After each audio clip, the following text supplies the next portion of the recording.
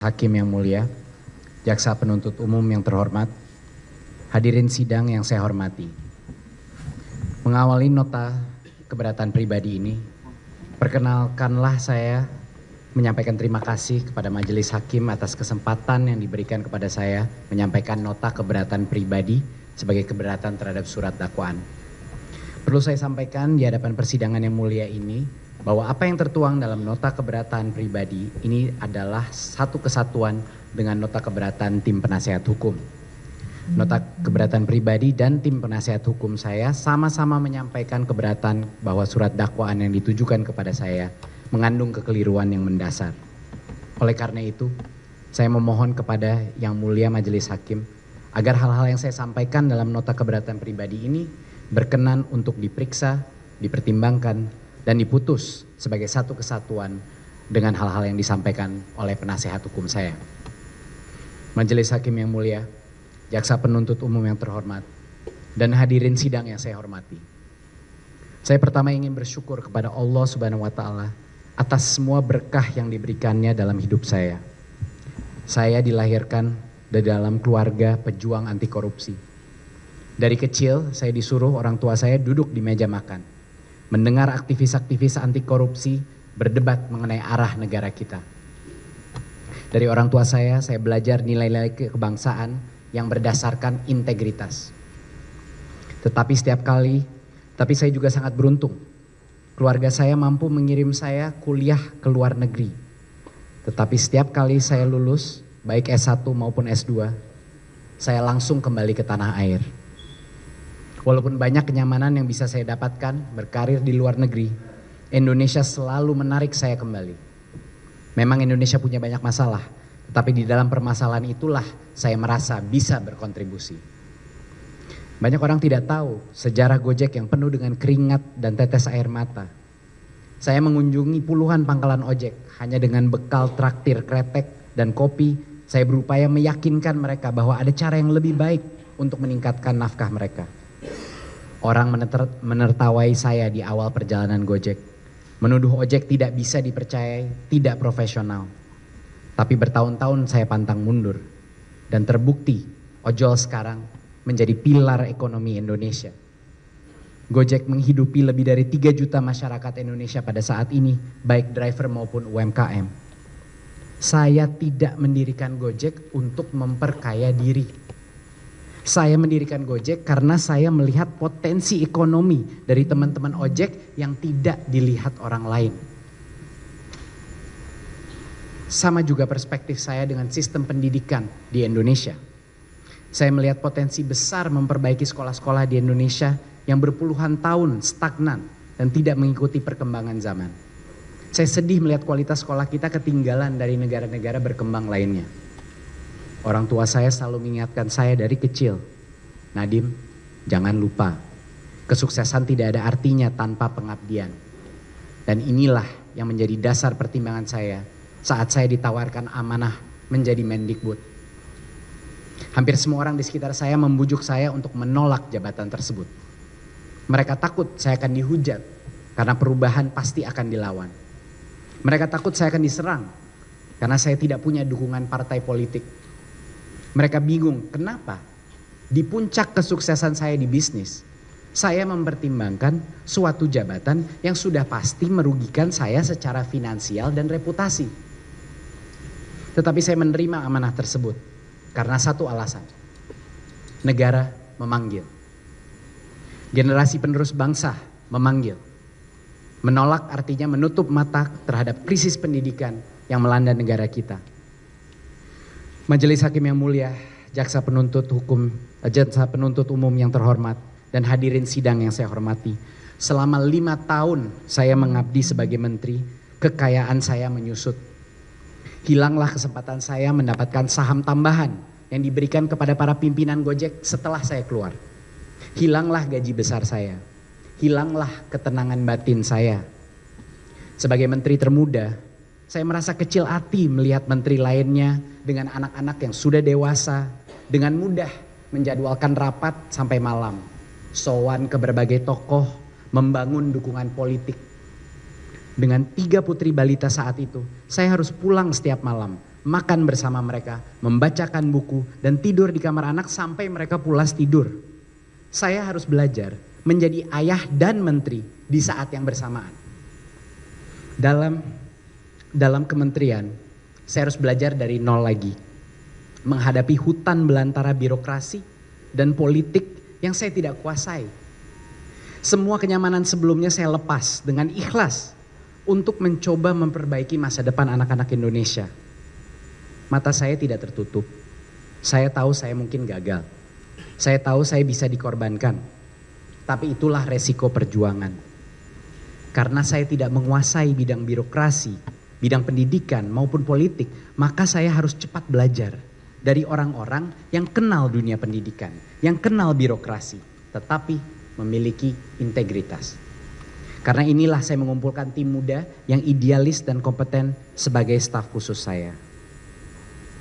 Pak Jokowi memberikan saya tugas yang berat dan penting untuk secepatnya melaksanakan digitalisasi di dunia pendidikan agar anak Indonesia tidak ketinggalan dalam era digital. Saya diberikan amanah untuk membangun platform teknologi, untuk membantu kepala sekolah, membantu guru dan murid mengenal dunia baru pembelajaran di era teknologi. Karena sosok saya, anak-anak muda dari sektor teknologi mau bergabung, mau mengabdi kepada negara untuk membangun teknologi pendidikan. Mereka pun mengorbankan karir dan keuangan mereka untuk bergabung dalam perjuangan saya. Sarana TIK seperti laptop, proyektor, dan wifi router menjadi keniscayaan untuk bisa memanfaatkan semua aplikasi yang dikembangkan, termasuk asesmen nasional berbasis komputer atau ANBK. Dan saat COVID-19 melanda negeri, di mana sekolah di Indonesia ditutup hampir 2 tahun, kebutuhan untuk pembelajaran berbasis IT menjadi lebih urgen lagi. Inilah dasar dari program digitalisasi pendidikan, visi besar Pak Presiden Joko Widodo yang menjadi amanah saya sebagai menteri. Selama 5 tahun, kapal besar pendidikan mulai bergerak.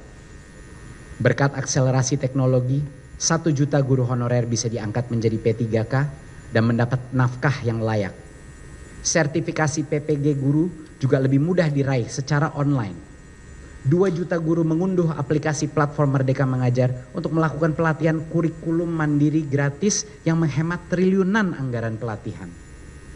100.000 guru penggerak terekrut dan dilatih secara online, dan ratusan ribu mahasiswa bisa menemukan semester magang di industri dan di luar negeri melalui platform Kampus Merdeka. Semua itu berkat teknologi.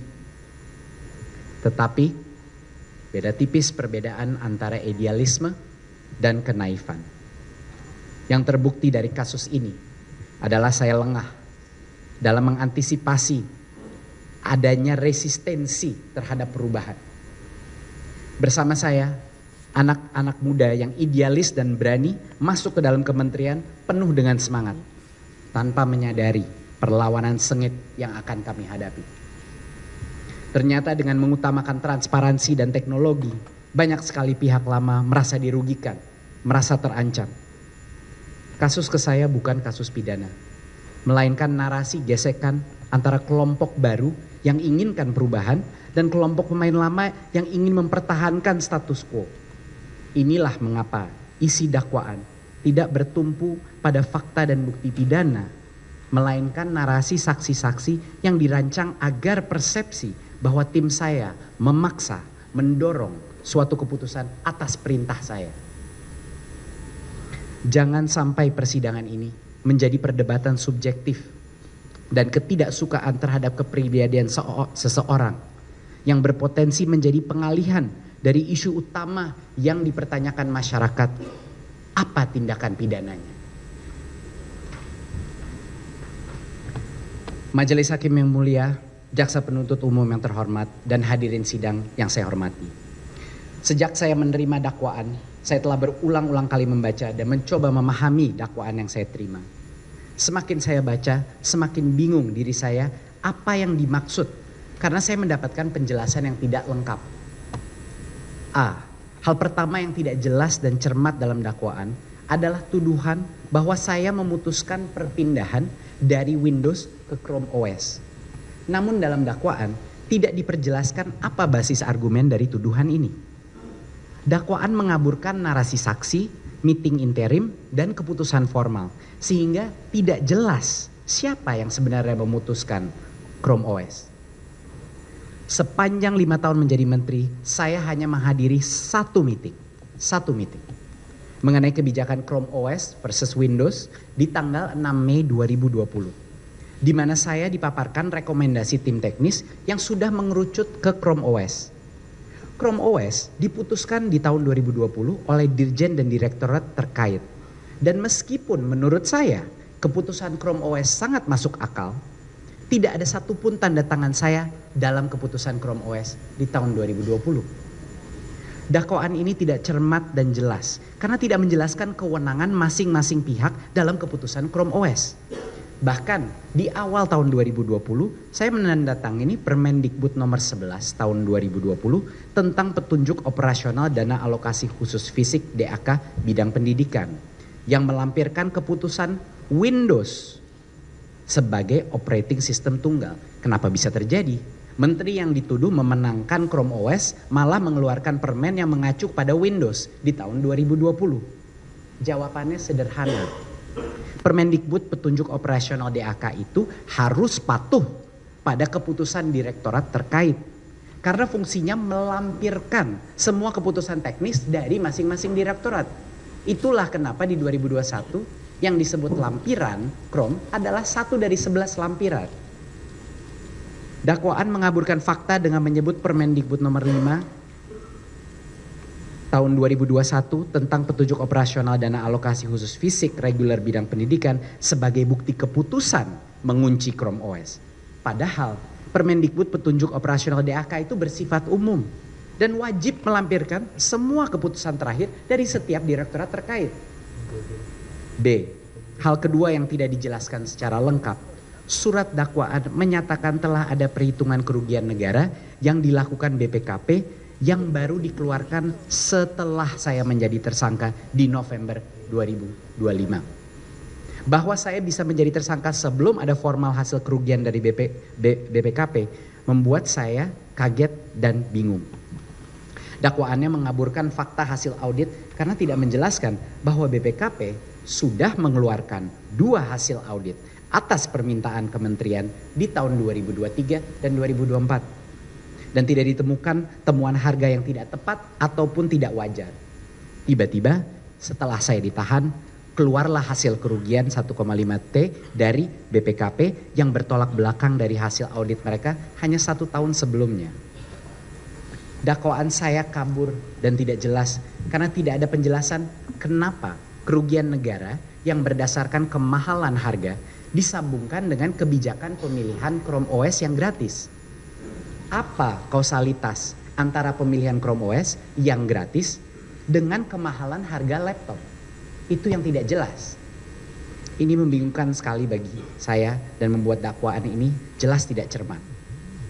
Selama saya menjadi menteri, BPK telah melakukan audit terhadap seluruh kegiatan di kementerian. Dan hasilnya tidak pernah menyebutkan adanya pelanggaran yang mengakibatkan potensi kerugian negara. Terlebih lagi, selama pengadaan ini justru mendapat pendampingan dari Kejaksaan Agung sendiri, pendampingan dari KPPU dan juga LKPP. Selain itu, pada saat proses pengadaan berlangsung, kegiatan tersebut juga berada dalam pengawasan Inspektorat Jenderal Kementerian Pendidikan dan Kebudayaan. Orang yang sangat mumpuni dengan latar belakang KPK dan Kejaksaan, bahkan menjadi Kepala Kejaksaan Tinggi. Saya sangat tidak mengerti dan sangat mempertanyakan apabila ada hasil audit BPKP yang tidak mendapat deklarasi dari BPK RI sebagai satu-satunya institusi yang ditetapkan dapat mendeklarasikan kerugian negara. Kenapa BPKP tidak meminta deklarasi ke BPK? Apakah ada hasil audit BPKP yang menyimpang, yang tidak sesuai dengan fakta karena BPK pernah melakukan audit? Hal ini seharusnya dilaksanakan untuk mencari kebenaran secara objektif. C. Hal ketiga yang tidak dijelaskan secara lengkap. Dakwaan menyatakan dalam pelaksanaan program digitalisasi pendidikan di tahun 2019 sampai 2022 berupa pengadaan peralatan TIK Chromebook dan Chrome Device Management telah memperkaya diri sebesar 809 miliar. Dari pernyataan ini, maka saya sebagai orang yang awam hukum memahaminya bahwa dakwaan menyatakan seolah-olah saya menerima uang sebesar 809 miliar. yang bersumber dari uang negara dan yang digunakan untuk mengadakan TIK Chromebook dan Chrome Device Management. Ini kira-kira pengertian saya. Tetapi penjelasan dakwaan terkait memperkaya diri hanya saya temukan dalam halaman 52 dan halaman 100 sebagai berikut. Bahwa terdakwa Nadiem Makarim yang mengarahkan spesifikasi laptop Chromebook menggunakan CDM menjadikan Google satu-satunya yang menguasai ekosistem pendidikan Indonesia sehingga telah memperkaya terdakwa Nadiem Anwar Makarim sebesar 809 sekian miliar yang berasal dari PT Akap melalui PT Gojek Indonesia. Adapun sumber uang PT Akap sebagian besar total investasi Google ke PT Akap sebesar 786 juta dolar. Dan hal tersebut dapat dilihat dari kekayaan terdakwa Nadiem Makarim yang tercatat dalam LHKPN pada tahun 2022. Perolehan harta jenis surat berharga. Ada berbagai masalah yang membuat dakwaan ini tidak jelas dan tidak cermat. Ini sangat membingungkan saya karena mencampur aduk fakta-fakta yang sama sekali tidak ada korelasinya. Sehingga saya sulit mengerti apa yang dituduh ke saya. Berikut adalah faktor-faktor yang membuat dakwaan ini tidak cermat di mata saya. 1. Jumlah investasi Google ke Gojek sepengetahuan saya hanya sekitar 680 juta. Bukan 786 juta yang disebut di dakwaan. Kenapa bisa berbeda angka ini?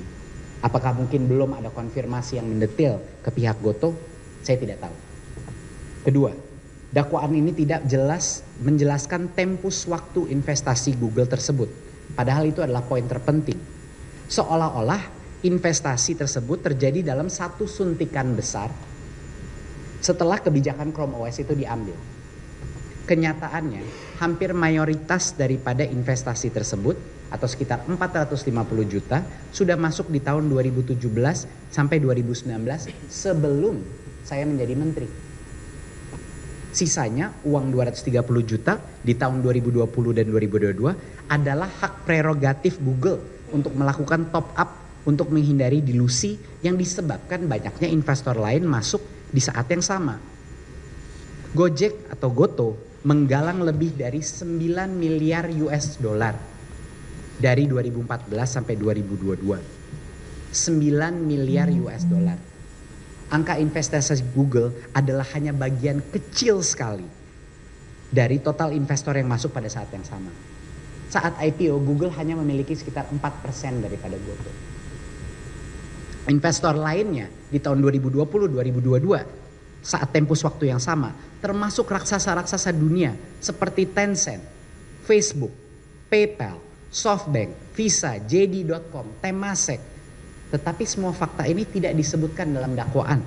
Seolah-olah Google adalah investor terpenting dan terbesar untuk Gotoh. Dakwaan menyebut saya memperkaya diri sendiri. Tetapi tidak menjelaskan apa mekanismenya saya menerima aliran dana 809M tersebut. Tidak jelas apakah aliran ini ke saya dan tidak jelas apa keuntungan yang saya dapatkan dari aliran dana ini. Yang juga saya anggap tidak cermat adalah tidak adanya penjelasan hubungan transaksi ini. Apa hubungannya transaksi ini dengan Google, dengan Chromebook maupun kementerian. Seolah-olah mempersilahkan publik menebak sendiri. Saya begitu kaget bahwa suatu transaksi korporasi yang terang benderang terdokumentasi di PT Akap bisa masuk ke dalam dakwaan padahal tidak sepeser pun uang tersebut masuk ke kantong saya. Bahkan uang itu seutuhnya kembali ke PT Akap dalam pelunasan hutang PT GI. Ini yang tidak disebut di dalam dakwaan. Dua topik yang tidak ada hubungannya dikaitkan hanya karena transaksi itu terjadi di 2021. 4. Dakwaan menjelaskan uang 809 miliar diterima oleh saya dan sudah menjadi kekayaan diri saya atas dasar LHKPN pada tahun 2022 yang mencatat adanya perolehan harta jenis surat berharga. Dakwaan ini sangat membingungkan. Pertama saya bingung karena di satu sisi di dakwaan saya disebut menerima aliran dana dan di bagian lain dakwaan disebut sebagai buktinya memperkaya diri adalah dengan peningkatan surat berharga. Apakah tuduhan saya untuk menerima uang atau tuduhan saya adalah menerima surat berharga atau saham? Itu tidak jelas. Dakwaan ini menjadi tidak cermat karena tidak menjelaskan secara lengkap sumber dari kekayaan saya. dan sangat mudah bisa didapatkan dari pelaporan pajak saya. Peningkatan kekayaan saya hanya ada satu sumber utama, yaitu nilai saham saya di PT Akap atau Gotoh. Peningkatan surat berharga di LHKPN 2022 murni disebabkan harga saham Gotoh yang melambung saat IPO ke kisaran harga 250 sampai 300 rupiah per saham. Jadi kekayaan saya tercatat di 2022 sekitar netnya sebesar 4,8 triliun. Di tahun 2023 harga Gotoh drop ke sekitar harga 100 dan total kekayaan saya pun turun drastis ke 900 miliar, sekitar 900 miliar. Dan di tahun 2024 di mana kisaran harga Gotoh turun lagi ke sekitar 70 ke 80 rupiah per saham, kekayaan saya turun lagi ke sekitar 600 miliar. Siapapun dengan kalkulator bisa menghitung kekayaan saya karena bertumpu kepada satu angka saja, harga saham Gotoh yang terbuka untuk publik. Dakwaan saya tidak menjelaskan apa hubungannya transaksi 809M dengan laporan kekayaan saya, karena memang faktanya tidak ada hubungannya. D. Hal keempat yang tidak jelas dalam dakwaan adalah saya beserta keempat tersangka lainnya dituduh melakukan pengadaan laptop Chromebook melalui e-katalog maupun aplikasi sistem informasi pengadaan sekolah atau SIPLA tahun 2020 sampai 2022 tanpa evaluasi harga, melaksanakan pengadaan laptop Chromebook dan tidak didukung dengan referensi harga. Maaf, ini sangat membingungkan bagi saya dan tidak jelas. Karena tidak dijelaskan apa peran saya dalam pengadaan Chromebook. Kebijakan mengganti spek dari Windows ke Chrome bukan keputusan formal saya, apalagi proses pengadaan. Kalau saya tidak menandatangani dokumen apapun di tahun 2020 yang berhubungan dengan Chrome OS, kenapa bisa dakwaan menyebut peran saya dalam pengadaan tanpa bukti atau penjelasan? Apakah saya terlibat dalam penentuan harga? Apakah saya terlibat dalam seleksi vendor? Menteri tidak pernah terlibat dalam proses teknis pengadaan, hanya sebatas kebijakan. Tetapi dakwaannya mengaburkan pemisahan dari kewenangan tersebut. Majelis Hakim yang mulia, Jaksa Penuntut Umum yang terhormat, dan hadirin sidang yang saya hormati. Saya ingin mohon maaf yang sebesar-besarnya. Mengingat saya bukan orang yang memiliki ilmu di bidang hukum, hal-hal yang saya sebut tidak jelas, tidak jelas dan membingungkan. Ini bukan merupakan bentuk kritik, apalagi menggurui ahli-ahli hukum di sini. Saya sebagai warga negara Indonesia merasa dirampas kebebasan dan nama baik saya jika dijadikan tersangka dan terdakwa tanpa mendapatkan penjelasan yang lengkap. Saya membaca dakwaan ini seperti membaca cerita orang lain yang saya tidak kenal. Saya membaca dakwaan ini dengan bingung dan kecewa karena semua tuduhan ini sebenarnya dengan mudah bisa saya jelaskan tanpa harus menarik saya ke penjara. Izinkan saya menyampaikan fakta-fakta yang sebenarnya berdasarkan kejadian yang terjadi. Nomor 1, sangat miris bahwa dua isu yang memanas di media selama berbulan-bulan yang menjadi dasar dari kecurigaan publik atas kasus ini tiba-tiba menghilang dari dakwaan. Yang pertama adalah narasi WA grup Mas Menteri yang menuduh saya membahas pengadaan Chromebook sebelum saya menjabat menjadi menteri. Kenapa bisa hilang narasi ini dalam dakwaan? Ya karena faktanya tidak benar. Tidak ada pembahasan pengadaan TIK maupun Chromebook di grup apapun sebelum saya menjadi menteri. Dan buktinya transkripnya semua sudah diberikan. Lalu yang kedua adalah narasi bahwa Chromebook tidak bisa digunakan di sekolah. Ini juga di dalam dakwaan berpindah menjadi kerugian negara berdasarkan kemahalan. Bukannya tidak bisa dimanfaatkan. Seluruh data penggunaan Chromebook terekam secara digital berkat fitur Chrome Device Management. Sangat ironis bahwa satu-satunya fitur teknologi yang bisa membuktikan Chromebook itu digunakan apa tidak disebut dalam dakwaan sebagai tidak berguna karena menjadi kerugian negara. Padahal itu yang menjadi sumber bukti bahwa Chromebook digunakan. Poin 2. Semua bukti laporan kekayaan saya, semua bukti PPATK maupun transaksi korporasi menunjukkan saya tidak menerima sepeser pun keuntungan dari kebijakan maupun pengadaan Chrome OS. Tuduhan penerimaan 809 miliar adalah kekeliruan investigasi yang dengan mudah bisa diluruskan hanya dengan meminta dokumentasi dari PT Akap atau Gotoh. Transaksi tersebut adalah transaksi internal antara dua perusahaan Gojek sebesar 809 M di 2021 yang tidak ada hubungannya dengan Google, tidak ada hubungannya dengan Chromebook. Transaksi tersebut terdokumentasi lengkap dan tidak melibatkan saya. Tidak sepeser pun uang itu diterima saya, bahkan uang itu kembali seutuhnya ke rekening PT Akap. 3. Jika dakwaan mengatakan saya diperkaya sebesar 809 M, sangat aneh bahwa total omset Google dari pengadaan ini hanya sekitar 600 miliar. Apakah masuk akal saya mendapatkan keuntungan pribadi yang lebih besar dari total pendapatan Google dalam pengadaan Chromebook ini? Apakah ada perusahaan yang memiliki akal sehat mau memberikan balas budi yang lebih dari pendapatan yang diterima? Logika bahwa investasi Google ke Gojek atau ke PT Akap menjadi balas budi atas pemilihan Chrome OS. Ini sangat tidak masuk akal. Seluruh pendapatan Google dari lisensi Chrome Device Management di sekitar 600 miliar atau 40 juta dolar. Google berinvestasi ke PT Akap dari tahun 2020 ke 2022 setelah keputusan Chrome sekitar 230 juta USD. Apakah masuk akal Google dalam tanda kutip balas budi dengan menyuntik dana hampir 6 kali lipat omset daripada Google? Di tahun 2020 saat Chrome OS dipilih, saya tidak menandatangani dokumen apapun yang memutuskan Chrome OS. Saya hanya menghadiri meeting di 6 Mei di mana saya minta pendapatnya mengenai rekomendasi tim, yaitu per sekolah mendapat 14 laptop Chrome OS dan 1 laptop Windows. Keputusan finalnya pun berubah lagi tanpa masukan dari saya, karena memang spek teknis adalah kewenangan bawahan saya. 6. Semua fakta menunjukkan kebijakan Chrome OS menghemat anggaran minimal 1,2 T, bukan merugikan. Karena memang Chrome OS itu lisensinya gratis, Windows yang berbayar. Yang harus dipertanyakan adalah kenapa keputusan yang menghemat begitu banyak anggaran bisa mendapatkan resistensi begitu besar dari jajaran kementerian yang bertahun-tahun selalu memilih Windows yang berbayar. 7. Data dari Chrome Device Management membuktikan Chromebook 97% diterima dan aktif. Semua data penggunaan terekam.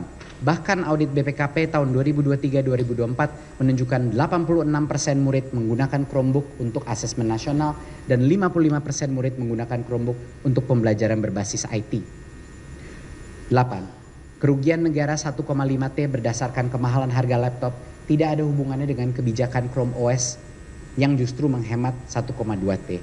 Saya tidak pernah terlibat dalam proses pengadaan, baik harga maupun seleksi vendor. 9. Kerugian negara 600 M dari lisensi Chrome Device Management yang dituduh tidak berguna sangat tidak logis. Apakah masyarakat ingin murid dan guru terekspos dengan pornografi, terekspos dengan judi online, terekspos dengan ketagihan gaming? CDM memberikan kementerian full control terhadap penggunaan aplikasi dalam setiap laptop di setiap sekolah. Berkat CDM, tidak perlu lagi audit fisik ke sekolah. Setiap laptop di setiap sekolah terekam aktivitasnya secara real time. Dan untuk pertama kalinya dalam sejarah Indonesia, pengadaan TIK bisa 100% transparan dan akuntabel. Justru CDM adalah alat paling jitu untuk aparat penegak hukum dan auditor yang bisa dengan sangat mudah melihat apakah pengadaan TIK tepat sasaran dan dimanfaatkan. Sekarang masuk dalam penutupan saya. Saat pertama kali saya mendengar kasus ini masuk tahap penyidikan, saya lagi di luar negeri berdua dengan istri saya. Saya langsung memotong liburan saya dan kembali ke tanah air untuk menghadapi kasus ini. Saya siap menghadapi badai karena hati nurani saya bersih. Seluruh karir saya, baik di Gojek maupun di Kemendikbud, adalah ikhtiar saya untuk membangun negeri ini menjadi lebih baik. Saya sudah diberkati Allah dengan kesuksesan finansial, tetapi itu tidak pernah menjadi tujuan hidup saya. Kalau memang tujuan hidup saya untuk memperkaya diri, saya akan memilih untuk tetap di dunia bisnis, di mana semua pintu terbuka bagi saya untuk meraih kesuksesan. Saya tidak mungkin mempertaruhkan kebebasan dan reputasi saya yang telah saya bangun selama puluhan tahun hanya untuk menambah kekayaan saya. Saya memilih jalan yang sulit. Saya memilih jalan yang tidak nyaman.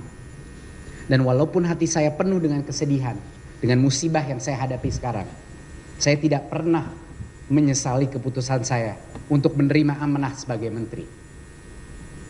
Saya masih bangga bisa dipercayakan dengan amanah yang berat tapi mulia. Saya mencintai negara saya. Dan bencana ini tidak akan mengubah kesetiaan saya kepada negara. Apapun hasil dari sidang saya tidak akan berhenti berbakti kepada negeri ini. Saya adalah pejuang. Dalam menjalani proses hukum ini, saya tidak hanya berjuang untuk diri saya dan untuk keluarga saya. Saya juga berjuang untuk setiap profesional dan pejabat jujur yang dituduh korupsi. Demi menjaga martabat upaya anti korupsi di Indonesia, kriminalisasi kebijakan harus berhenti di negara ini. Setiap anak muda, setiap profesional yang punya keinginan mengabdi untuk negeri ini akan menyaksikan hasil dari sidang ini. Masa depan negara kita ada di tangan anak muda. Dan saya di sini untuk membela kebenaran agar yang terjadi dengan saya tidak terulang lagi. Ya Allah, dengarkanlah hati nurani saya. Bukalah kebenaran dalam kasus ini. Berikan keadilan kepada semua orang jujur yang terzolimi di negara ini. Amin ya Rabbal Alamin. Dengan hormat, Nadiem Makarim. Ya, terima kasih. Untuk selanjutnya kami persilakan baik penasihat hukum maupun terdakwa menyerahkan eksepsi sekaligus dengan soft copy ya.